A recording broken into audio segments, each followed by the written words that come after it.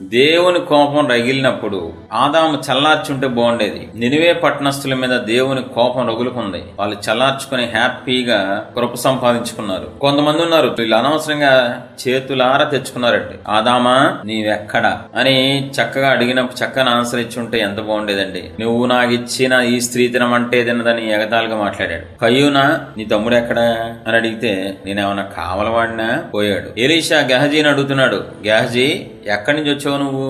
అబే నేను ఎక్కడి నుంచి రాలేదు బాబు, రోజు ఇక్కడే మంచి నాయడానికి వెళ్ళాడు అన్నాడు. గెహజీ ఒప్పుకొని ఉంటే బాగుండేది. నయమాను కలవడానికి వెళ్ళినప్పుడు నా మనసు నీతో కూడా రాలేదా? నయమానుకు పోయింది నీకు వస్తుంది పో అంటే పుష్టి వచ్చేసింది. అననీయా సపీరాని దేవుని సేవకుడు అడుగుతున్నాడు, ఇంతకే అమ్మారా?